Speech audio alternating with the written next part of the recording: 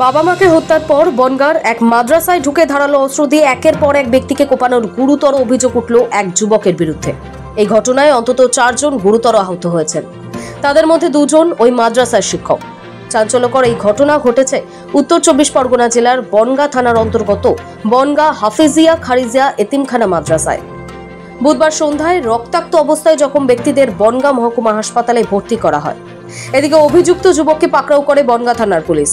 প্রত্যক্ষদর্শীরা জানিয়েছেন, বুধবার সন্ধ্যায় মাদ্রাসায় পড়াশোনা চলছিল। সেই সময় এক ব্যক্তি হঠাৎই মাদ্রাসার ভেতর ঢুকে পড়ে। কিছু বুঝে ওঠার আগেই উপস্থিত শিক্ষক ও পরিচারকদের ধারালো অস্ত্র দিয়ে কোপাতে শুরু করে। ঘটনায় গুরুতর আহত অবস্থায় বেশ কয়েকজনকে বনগাঁ মহকুমা হাসপাতালে ভর্তি করা হয়। খবর পেয়ে ঘটনাস্থলে পৌঁছায় বিশাল পুলিশ বাহিনী।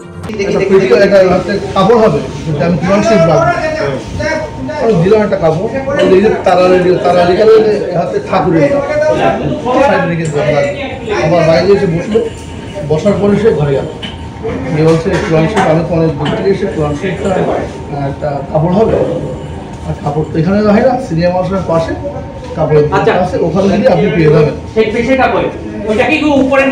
ওইটা আমাদের আর শিক্ষক বললো আপনার বাড়ি কোথায়, আমরা কিন্তু কোনো কারোর অ্যালাউ করি না মানুষের ভিতরে। আপনার বাড়ি সুরা ফাতিহা পড় বুকে রাগমিত হয়ে গিয়ে আমার দিকে টার্গেট করে, আমি পাশে বসে আছি, সুরা ফাতিহা পড়, আমি শুরু করতে যাচ্ছি, তখনই মাদ্রাসা। এদিকে ঘটনার খবর ছড়িয়ে পড়তে উত্তপ্ত হয়ে ওঠে এলাকা।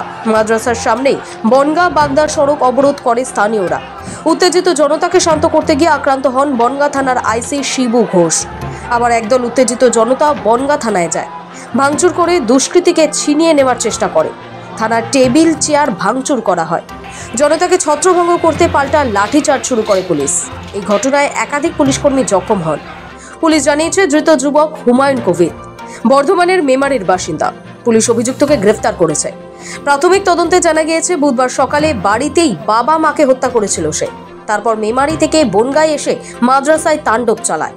তবে এই ঘটনাকে কেন্দ্র করে যাতে কোনোভাবেই সাম্প্রদায়িক অশান্তি না ছড়ায়, তার জন্য পরিস্থিতি একটু শান্ত হতেই পুলিশ সুপার দীনেশ কুমার স্পষ্ট ভাষায় জানান, এটি কোনো সাম্প্রদায়িক ঘটনা নয়। তিনি আরও জানিয়েছেন, এই ঘটনা নিয়ে যাতে কোনো রকম গুজব না ছড়ায়, তার জন্যই সচেতনতা প্রচার চালানো হচ্ছে পুলিশের তরফ থেকে। আইন নিজের হাতে তুলে না নেওয়ার বিষয়ে সতর্কও করা হয়েছে পুলিশের পক্ষ থেকে। এটা যে আমরা যে রয়েছে যে লোকজনকে যে আমরা ধরেছি 10 জন যা আজকে করেছে, রিউমার মঙ্গারিং জন্য আমাদের শুধু বলার আছে, এখানে কোনো কমিউনাল ব্যাপার নেই। যারা যে কমিউনাল একটা যে রোটানোর চেষ্টা করছে, এটা আমি সবাইকে আপনাদের মাধ্যমে জানাতে চাইবো দ্যাট কোনো যেন রিউমার মঙ্গারিংয়ে কান দেবেন না। পুলিশ স্ট্রিক্ট অ্যাকশনটা নিয়েছে, অ্যান্ড যদি কেউ লকে নিজে হাতে নেয়, একদম স্ট্রিক্টলি পুলিশ ডিল করবে।